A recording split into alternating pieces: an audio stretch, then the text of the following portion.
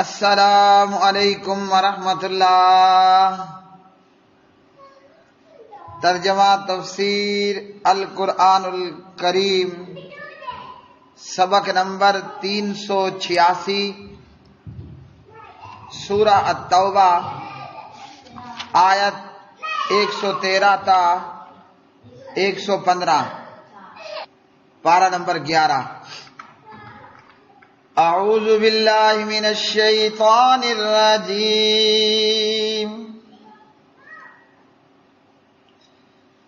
ما كان للنبي والذين آمنوا أن يستغفروا للمشركين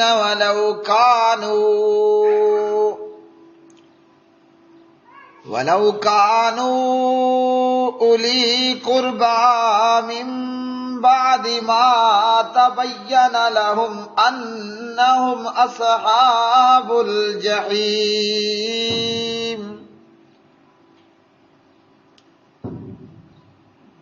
وما كان استغفار إبراهيم لأبيه إلا عن موعدة وعدها إياه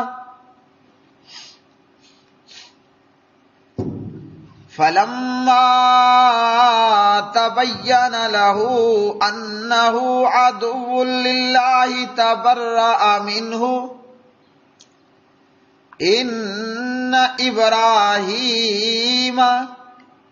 إن إبراهيم لأواه حليم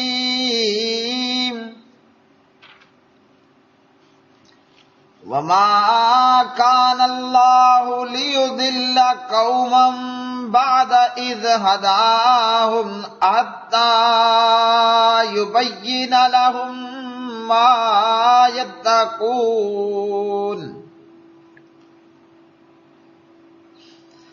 إن الله بكل شيء عليم۔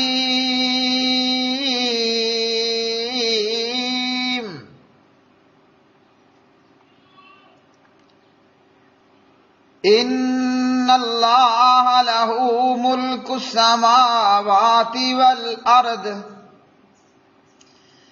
يحيي ويميت وما لكم من دون الله من ولي ولا نصير۔ آیت 113 تا 116۔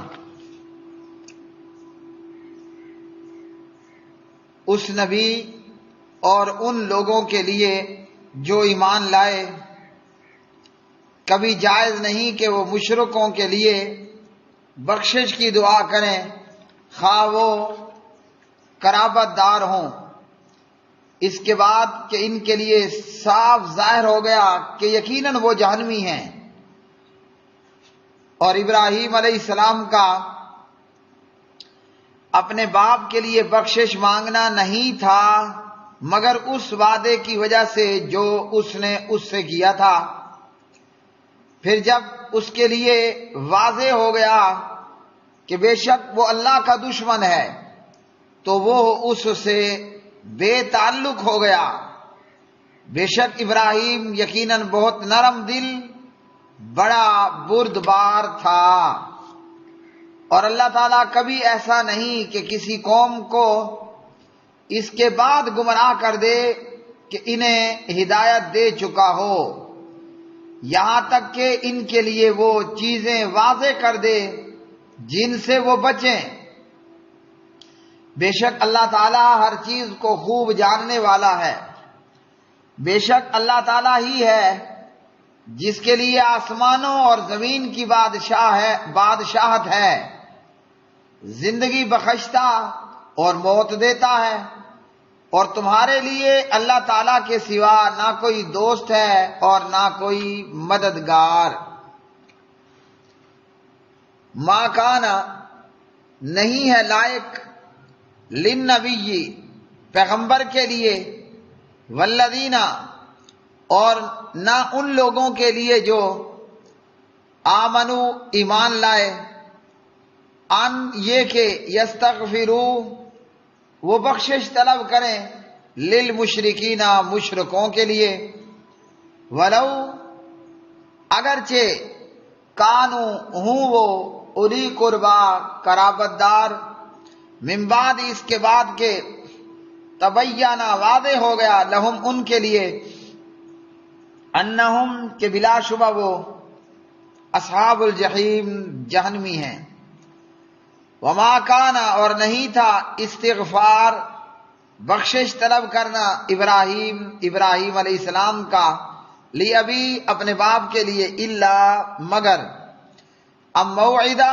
ایک وعدے کی وجہ سے، وعدہ جو اس نے کیا تھا، ایا اس سے، فلما پھر جب، تبینہ واضح ہو گیا، لہو اس کے لیے، انہو یہ کہ بلا شبہ وہ، عدوٌ دشمن ہے، للہ اللہ تعالیٰ کا، تبرہ تو وہ بیزار ہو گیا، منہ اس سے، ان بے شک ابراہیم علیہ السلام، لأواہ البتہ بہت آہوزاری کرنے والے، حلیم بہت بردبار تھے، وما کان اور نہیں ہے اللہ تعالیٰ، لیضل کہ گمراہ کر دے، یعنی ایسے گمراہ کر دے، قومن کسی قوم کو، بعد اذ اس کے کہ ہداہم اس نے ہدایت دی ان کو، حتیٰ یہاں تک کہ یبینہ واضح کر دے، لہم ان کے لیے، ما یتقون وہ چیزیں کہ جن سے وہ بچیں،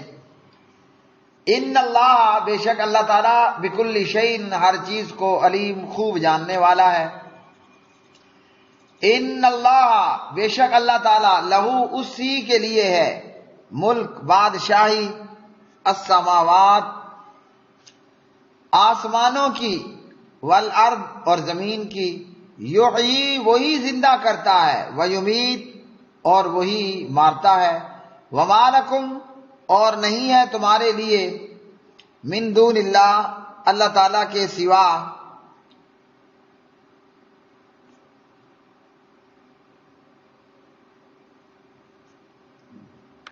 من ولی کوئی دوست، ولا نصیر اور نہ کوئی مددگار۔ پیارے بھائی اور میری بہنوں، آج کا یہ سبق قرآن مجید فرقان حمید کی یہ آیات بینات، پیچھے مشرکین منافقین کا ذکر ہوا، اب یہاں اللہ رب العالمین نے فرمایا ان کافروں، بے ایمانوں، مشرکوں، منافقوں میں سے اگر کوئی شرک، کفر اور منافقت پر مر جائے، بھلے وہ تمہارا رشتہ دار ہو، اس کے لیے استغفار نہیں کرنا۔ جو کافر ہو کر، جو مشرک ہو کر، جو منافق ہو کر مر جائے، اس کے لیے استغفار نہیں کرنا۔ استغفار کا ایک سادہ مطلب یہ ہے کہ کافر، مشرک کے، منافق کے مرنے پر یہ دعا نہیں کرنی کہ اللہم اغفر لہ وارحمہ۔ استغفار کا دوسرا مطلب یہ ہے کہ ان بے ایمانوں کا، کافروں، مشرکوں، منافقوں کا جنازہ بھی کوئی نہیں پڑھنا ہے۔ جب نبی علیہ السلام کے چچا جناب ابو طالب کی وفات کا وقت آیا، پیارے نبی علیہ السلام اپنے چچا کے پاس آئے، تو جب آپ آئے تو ابو طالب کے پاس ابو جہل بھی موجود تھا اور عبداللہ بن امیہ بھی موجود تھا۔ پیارے نبی صلی اللہ علیہ وسلم نے آ کر اپنے چچا ابو طالب سے کہا، اے چچا، لا الہ الا اللہ کہہ دو، پڑھ لو، تم لا الہ الا اللہ کہہ دو، میں اللہ تعالیٰ کے پاس اس کلمے کی گواہی دوں گا، مطلب میں بتاؤں گا کہ میرے چچا نے کلمہ پڑھ لیا تھا تو پڑھ لو۔ موقع پر موجود ابو جہل اور عبداللہ بن امیہ کہنے لگے کہ ابو طالب، کیا تو عبد المطلب کے دین سے منہ موڑ رہا ہے، یعنی دین عبد المطلب کو چھوڑ رہا ہے؟ ادھر نبی علیہ السلام لا الہ الا اللہ کا کہتے اور ادھر وہ دونوں خبیث عبداللہ بن امیہ اور ابو جہل ابو طالب کو کلمہ پڑھنے سے روکتے۔ تو جو آخری بات ابو طالب نے کہی وہ تھا علی ملت عبد المطلب، میں دین عبد المطلب پر مر رہا ہوں۔ لا الہ الا اللہ کہنے اقرار کرنے سے انکار کر دیا۔ اس موقع پر نبی علیہ السلام نے اپنے اس شفیق چچا کے متعلق کہہ دیا میں تو ابو طالب کے لیے استغفار کرتا رہوں گا جب تک کہ مجھے منع نہیں کر دیا جاتا۔ تو اس پر سورہ توبہ کی یہ آیت مبارکہ نازل ہوئی۔ آیت کا نمبر ہے آیت نمبر 113، آیت نمبر 113 ہے۔ اللہ وحدہ لا شریک نے پیغمبر کو ابو طالب کے لیے استغفار کرنے سے منع کر دیا۔ صحیح بخاری کتاب الجنائز باب اذا قال المشرک عند الموت لا الہ الا اللہ، مشرک بھی مرتے وقت اگر لا الہ الا اللہ کہہ دے، مطلب موت کو دیکھنے مرنے سے پہلے لا الہ الا اللہ اگر کہہ دے، لیکن ابو طالب نے مرتے وقت بھی کلمہ کوئی نہیں پڑھا۔ حدیث نمبر 1360، مسلم حدیث نمبر 24۔ اور اسی طرح دیگر احادیث کے اندر بھی ابو طالب کا لا الہ الا اللہ پڑھنے سے مسلمان ہونے سے انکار دیگر احادیث کے اندر بھی موجود تھا۔ اب کچھ جاہل اجہل کہتے ہیں کہ دین عبد المطلب وہ دین ابراہیم تھا، اس لیے ابو طالب مسلمان ہو کر مرا۔ یہاں اس بے وقوفی یا کم علمی بے علمی کا جواب یہ ہے کہ اگر دین عبد المطلب دین ابراہیم ہی تھا تو نبی علیہ السلام کو کیا ضرورت تھی ابو طالب کو کلمہ پڑھنے کی؟ وہ تو پھر آلریڈی مسلمان تھا نا، تو مسلمان کے لیے جنت ہے۔ اور اگر ایسا تھا تو اللہ سبحانہ و تعالیٰ نے اپنے پیغمبر کو کیوں منع کر دیا، کیوں روک دیا کہ ابو طالب کے لیے استغفار نہیں کرنا؟ اور بھی یہ کہ جب ابو طالب کی موت کفر پر ہوئی تو نبی علیہ السلام کو بہت صدمہ ہوا، کیونکہ ابو طالب آپ صلی اللہ علیہ وسلم کا بڑا ہی شفیق مہربان چچا تھا۔ ابو طالب نے جب سے نبی علیہ السلام کو اپنی پرورش میں لیا، اپنی اولاد اور اپنی جان سے بڑھ کر ابو طالب نے نبی علیہ السلام سے پیار کیا۔ افسوس، صد افسوس کہ ابو طالب نے کلمہ کوئی نہیں پڑھا اور بغیر کلمہ پڑھے مر گیا۔ تو ہمیں بھی صدمہ اور افسوس تو ہوتا ہے، کاش کہ ابو طالب جیسا خدمتگار وہ لا الہ الا اللہ پڑھ لیتا تو نامعلوم جنت میں کتنے اعلیٰ درجات کا مستحق بنتا ابو طالب نے۔ تو پیارے نبی علیہ السلام کو بھی ابو طالب کے کفر پر مرنے کی وجہ سے صدمہ ہوا، غم ہوا۔ اس پر اللہ وحدہ لا شریک نے یہ آیت مبارکہ نازل فرمائی انک لا تہدی من احببت ولکن اللہ یہدی من یشاء وہو اعلم بالمہتدین۔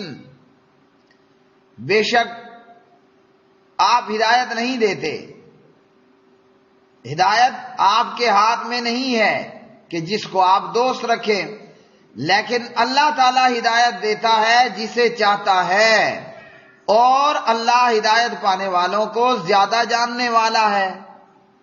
تو رب العالمین نے فرما دیا ہدایت آپ کے بس میں نہیں ہے، ہدایت تو اللہ کے بس میں ہے، ہدایت تو اللہ کے ہاتھ میں ہے، وہ اللہ ہی نے دینی ہے۔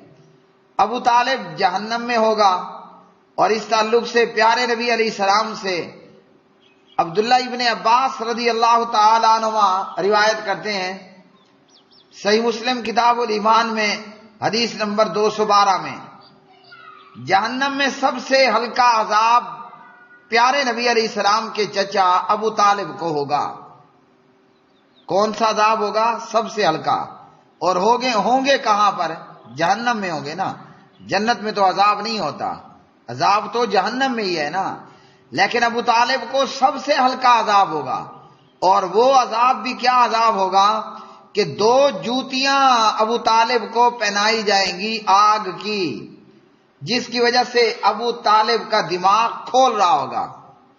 کھول کیا مطلب ہے؟ آپ ہنڈیا چولہے پر رکھتے ہیں نا، اور ہنڈیا جب کھولتی ہے، اسی طرح ابو طالب کا دماغ کھول رہا ہوگا۔ تو جب کوئی کافر اور مشرک منافق ہو کر مر جائے، کلمہ پڑے بغیر مر جائے، وہ آپ کا اپنا ہو کہ پرایا ہو، وہ آپ کا قریبی ہو کہ آپ کے دور کا ہو، آپ کا دوست یار بیلی سجن یار ہو یا آپ کا رشتہ دار ہو، کافر ہو کر مر گیا، مشرک ہو کر مر گیا، اب اس کے لیے دعائے رحمت نہیں کرنی۔ تو جب نبی کے چچا ابو طالب کے لیے نہیں ہے، ہمارے مرنے والے مشرک رشتہ داروں کے لیے، جو کافر ہو کر مرے، جو مشرک ہو کر مرے، جو قبر پوجا کر کے مرے، جو بے نمازی ہو کر مرے، تو ان کے لیے کاہے کو بخشش ہوگی؟ ابو طالب جیسی بڑی ہستی کے لیے بخشش منع ہے، تو پھر بعد کے دیگر مشرک تو ابو طالب کی خدمات کو پہنچ بھی نہیں سکتے۔ ہاں، جب کوئی زندہ ہے، کافر ہے، مشرک ہے، منافق ہے، اپنا ہے، پرایا ہے زندہ، آپ اس کے لیے دعا کریں، جیسا کہ دعا کی گئی، اللہم اہد قومی فانہم لا یعلمون، اے اللہ میری سے جاہل قوم کو ہدایت عطا کر دے۔ اور اسی طرح صحیح مسلم میں کتاب الجنائز کے اندر حدیث نمبر 976، اور اس حدیث کے اندر جناب سیدنا ابو ہریرہ رضی اللہ تعالی عنہ راوی، نبی علیہ السلام نے اللہ سبحانہ و تعالیٰ سے اجازت طلب کی اپنی والدہ کی قبر کی، اور پھر آپ کہیں جا رہے تھے تو راستے میں وہاں برابری ہوئی، اپنی والدہ ماجدہ بی بی آمنہ صاحبہ کی قبر پر گئے، اور آپ صلی اللہ علیہ وسلم کی آنکھوں سے آنسو روا ہوئے، اور آپ کے اردا گرد موجود صحابہ، انہوں کی آنکھوں سے بھی آنسو جاری ہو گئے، اپنے نبی رسول صلی اللہ علیہ وسلم کی آنکھوں سے آنسوؤں کو دیکھتے ہوئے۔ تو نبی علیہ السلام نے بتایا بات یہ ہے کہ میں نے پروردگار سے اجازت مانگی کہ میں اپنی والدہ ماجدہ بی بی آمنہ صاحبہ کے لیے استغفار کروں، دعا کروں، اللہم اغفر لہا وارحمھا وعافیھا واعف عنھا، اے اللہ میری اماں جی کو بخش دے، اے اللہ میری اماں کو جنت عطا کر دے۔ تو کہا کہ میں نے اجازت مانگی مگر مجھے اجازت نہیں ملی۔ اب بتائیے، ہم تو کہتے ہیں نا کہ ہم سے مراد مشرک، قبر چٹ، مردہ خور ٹولا، کہتے ہیں نا کہ میں لجپالاں دے لڑ لگے ہاں میرے کو لغم پرے رہندے، ہم تو کہتے ہیں نا کہ بھر دے جولی میری یا محمد صلی اللہ علیہ وسلم، اور پتہ نہیں بہت کچھ کیا کچھ کہا جاتا ہے۔ تو ہماری بخشش کون کیا کروا سکے گا؟ ہاں جی، ہماری خالی جولیوں کو پیغمبر کیا بھروا پائے گا کہ جناب محمد الرسول اللہ صلی اللہ علیہ وسلم اجازت مانگ رہے ہیں، اللہ کے حبیب ہیں، محبوب ہیں، خلیل ہیں کہ نہیں ہے نا؟ ان کا جو مقام ہے وہ مقام سبحان اللہ، اللہ کی مخلوق میں کسی کو نہیں ملا۔ جو رتبہ، جو مقام، جو شان آمنہ کے لال عبداللہ کے یتیم جناب محمد الرسول اللہ صلی اللہ علیہ وسلم کی ہے، وہ رتبہ، وہ شان، وہ مقام نہ جبریل کا ہے، نہ میکائیل کا ہے، نہ ملک الموت کا ہے، نہ اسرافیل کا ہے کہ نہیں؟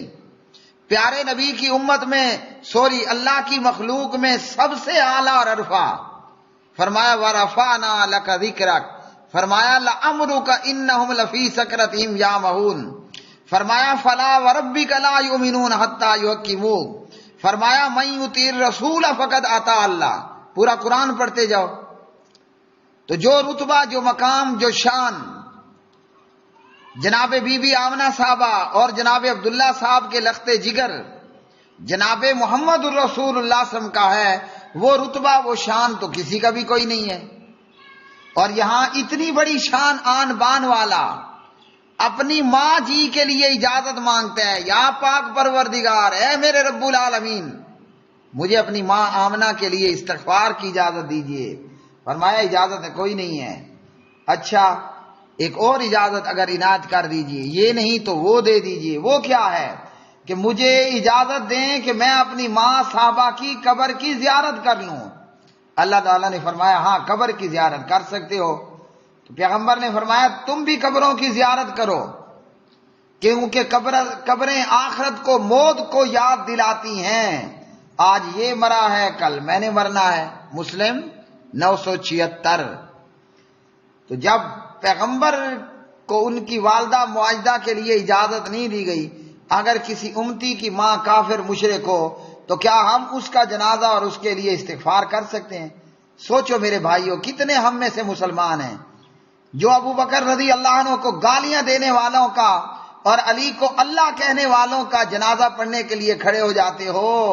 کبھی سوچا ہے؟ پہلے نہیں سوچا تو آج ضرور سوچنا.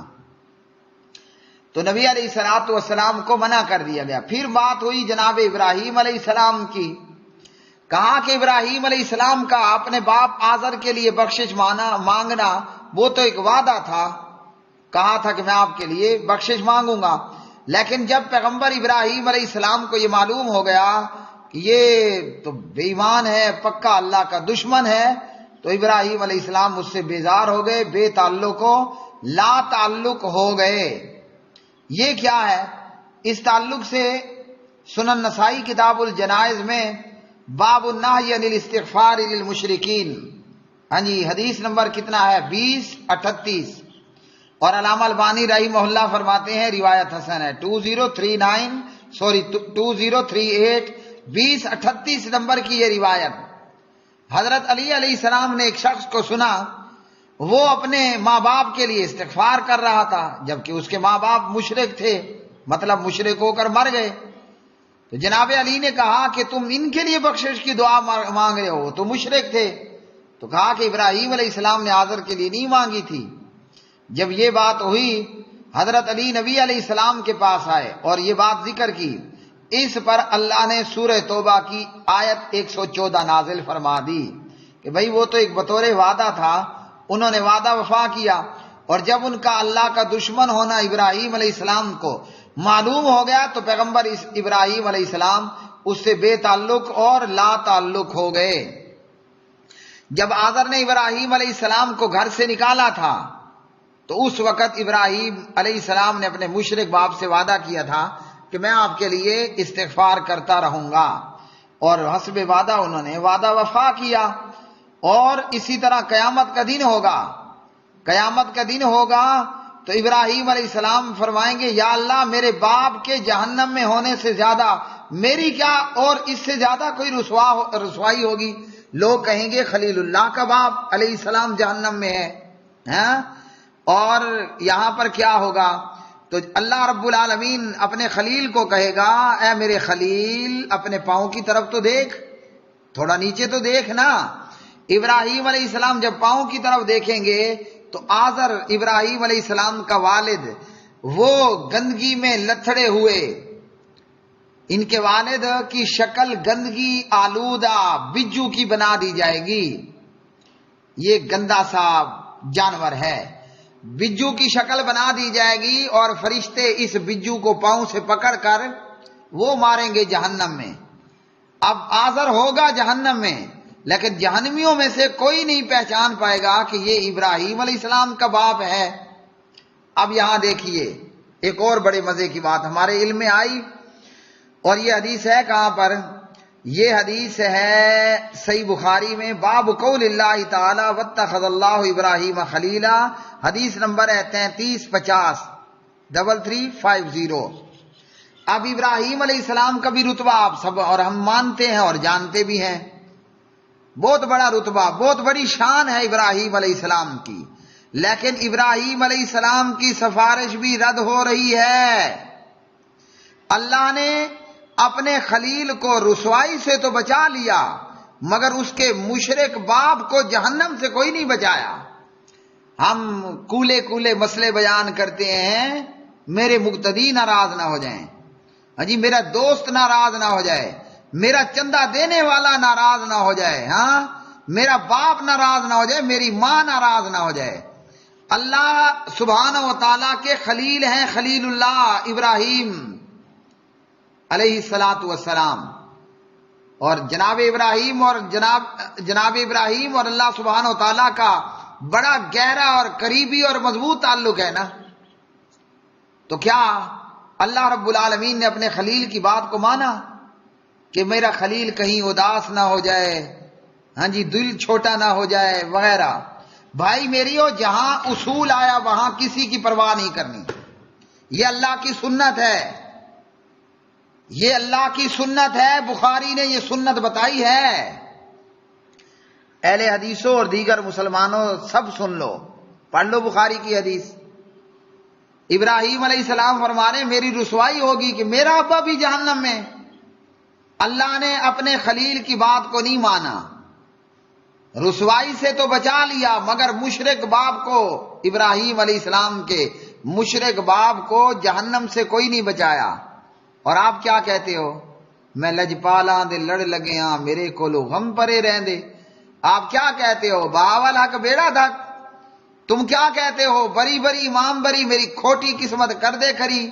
اوے آزر کی کھوٹی قسمت کھری نہیں ہو رہی، خلیل اللہ سفارش کر رہے ہیں اور اللہ رب العالمین نے سفارش کو رد کر دیا۔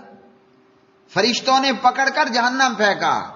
عزت افزائی بھی تو دیکھیے نا ذرا آزر کی، پاؤں سے پکڑا اور وہ مارا جہنم میں، جا جہنم میں، نہیں مانا نا۔ تو جب پیغمبر اپنے باپ کو نہیں بچوا رہا، پیغمبر اپنی ماں کو نہیں بچا پا رہا، ارے احم کو یہ بہاول حق تمہارا بیڑا کیسے پار نکالے گا؟ ارے احم کو یہ بری امام تمہاری کھوٹی قسمت کو کیسا کھڑا کرے گا؟